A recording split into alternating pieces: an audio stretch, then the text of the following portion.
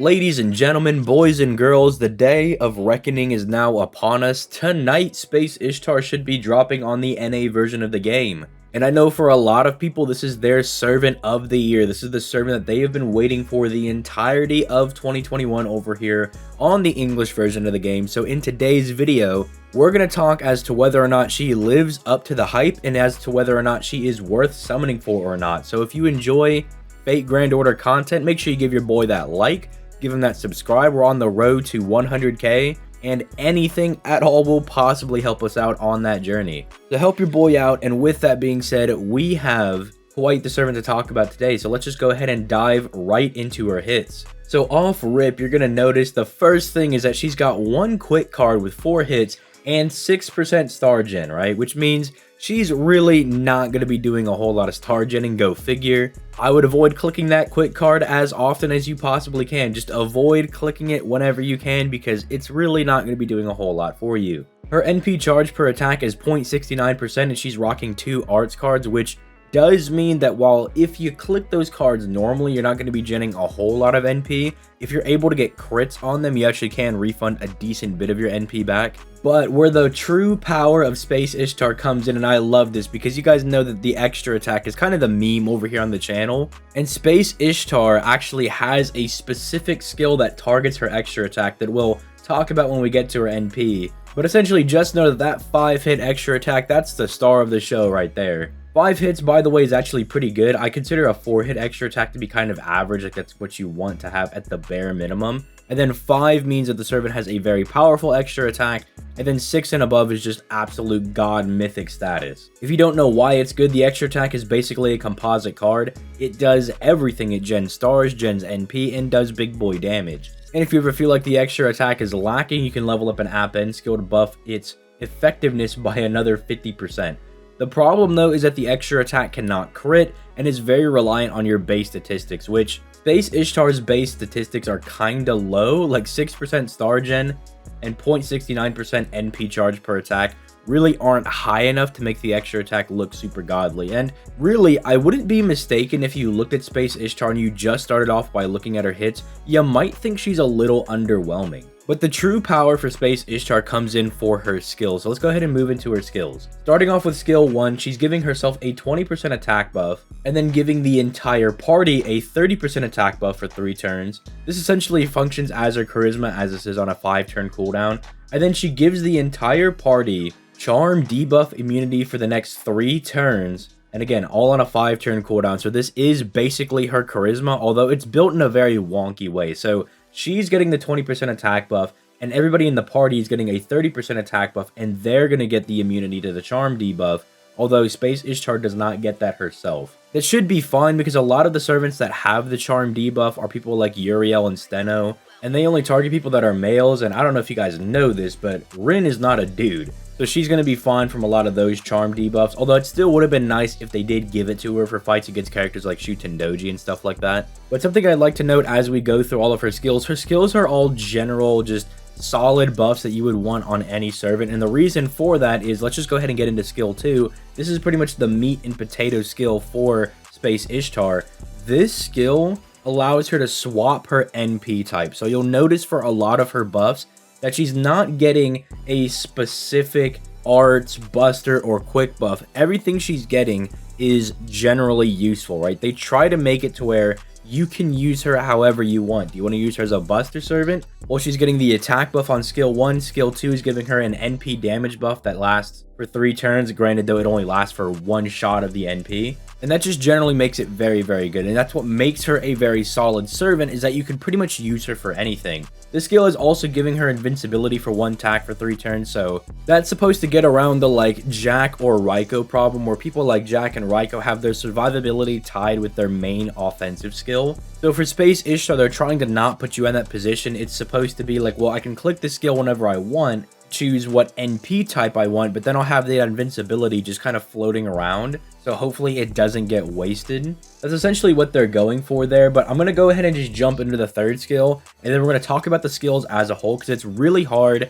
to talk about Space Ishtar without having all of her skills present. So the 3rd skill is a 50% battery, and then it's an 80% chance for 3 individual procs, each of which are giving her a 20% card buff for 3 turns. So now I feel like we can actually just talk about Space Ishtar now that I've explained all of her skills. So skill 1 and 2 are giving her general attack buffs, right? She's getting a decent attack buff, decent NP damage buff, getting the ability to buff any of her card types so she can function as anything that you want. Her third skill is making it insanely easy to get to her NP because it's a 50% battery. Keep in mind, this makes her compatible with a lot of events because most events are packing 1 CE that is starting you off with 50% gauge. And so that makes Space Ishtar very valuable when it comes to events because it's either going to be like the gold gacha CE or one of the free-to-play CEs, but generally there's always a CE that gives you 50% starting gauge, and it's very, very solid for these servants that have their own 50% battery. The only negative maybe you could say with Space Ishtar is that, let's say you really want to use her as an arts farmer, or you want to use her as a buster looper or something like that,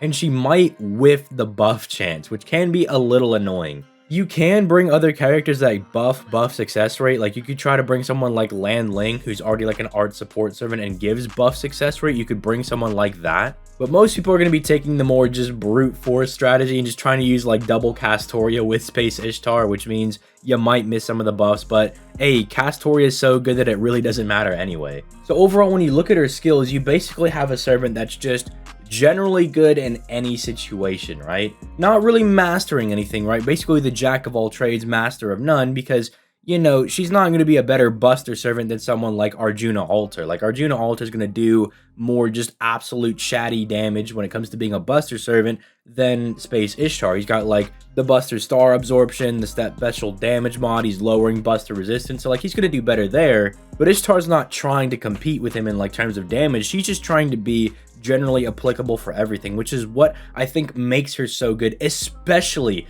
if you're a new player, because this means it really doesn't matter what you have in your box, because Space Ishtar will adapt her playstyle to what you have in your box. You don't have Scotty, but you do have Castoria. Well, great, she can be an art sleeper for you. You don't have Castoria, but you have Scotty. It's not going to be the most efficient thing to do using her as a quick looper, but she can do it. You don't have either, but maybe you have Merlin. Well, guess what? You can use her as a buster DPS servant because she'll swap herself to be a decent buster servant. So I think that's one of the major appeals for Space Ishtar, is that she molds herself based on what your box is packing. Now, just real quick, I do want to go ahead and mention that she has an absolute dump truck amount of passives. Basically, what her passives translate to is that she has very high innate debuff resistance, meaning it's going to be very hard for her to get debuffed by anything. She's got a lot of base crit damage, and then she has all of the base Avenger, different passive skills and everything, which means it's really easy for her to regen her NP because she's getting NP refund every turn, and then if she gets just touched by a little gust of wind, she refunds 400 billion% of her NP back. That's basically what her passive skills come down to. But let's go ahead and talk about the NP, which, by the way, the NP does not change based on whatever type you have. The only thing that changes about the NP is the damage scaling, meaning the arts NP goes from 450% to 750%, the buster goes from 300 to 500%, and the quick goes from 600 to 1000%. And that's because that's how they balance the buster, quick, and arts different NP damages, right? So they give buster the least NP damage scaling because buster has the highest innate card damage, right? They give arts the second because second highest innate card damage, and quick the highest because quick cards theoretically hit the weakest. It really shouldn't matter overall. Again, just kind of like pick whatever adapts to your box and whatever you can use. It's not going to be like, oh my goodness, I clicked the buster, I'm losing out on 20k of damage. Like, just don't worry about it. Like, just use whatever you can make use of, right? So her NP basically gives a 100% damage buff to the extra attack for 1 turn. That's why I was saying the extra attack is the star of the show, because in a Brave Chain, Space Ishtar's extra attack just slam dunks whoever she's fighting. Like, it just obliterates them. I really wish this was a buff to the effectiveness of the extra attack, because then that's doubling the NP gain,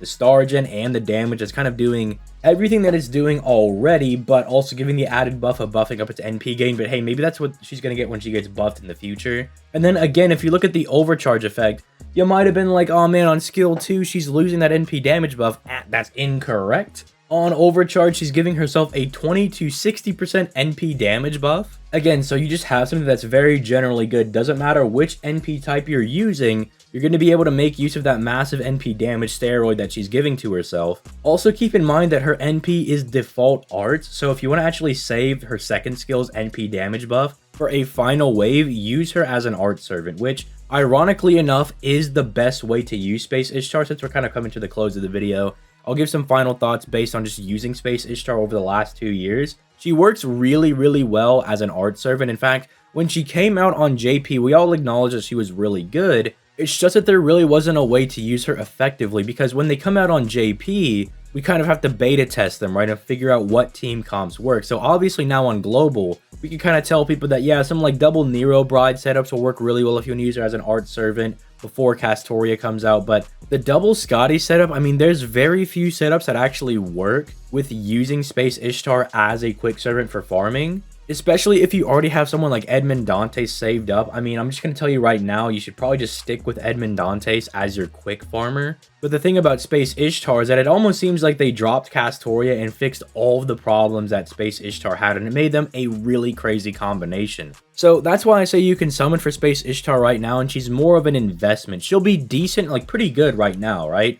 But once Castoria comes out, she becomes crazy, stupid, nutty, broken. Like, she gets just taken to the absolute highest dimension of her abilities. So that's also going to influence whether or not you should summon for Space Ishtar or not. And that's why I'm telling some people that if you can afford to hold out, then maybe do that. Maybe just summon for her next year, because then Castoria comes out, then Space Ishtar comes out right after that, and you can make use of both of them. It's two very powerful banners back to back. But then again, I only say do that if you want to summon for Scotty, Super Orion, maybe you want to summon for like Saber Astolfo. Those are like the only reasons I would tell you to hold off. If you don't have anybody else that you want to summon for the rest of this year, and maybe just not even for a while, then go balls to the wall and just go ahead and secure her now, because I will also acknowledge that if you don't summon for Space Ishtar now, you're going to be in a position next year where you have to summon for Castoria, get Castoria, then summon for Space Ishtar, and get Space Ishtar. Because I'm sure we all know that just because you saved up some Saint Quartz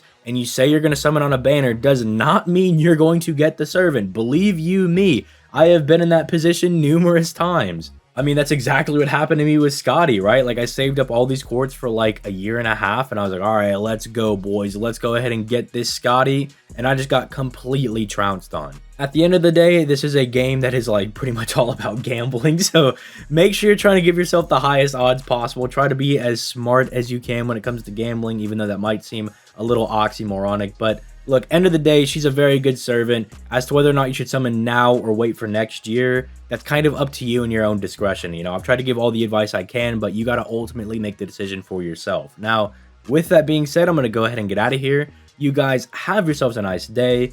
Peace, late, guys.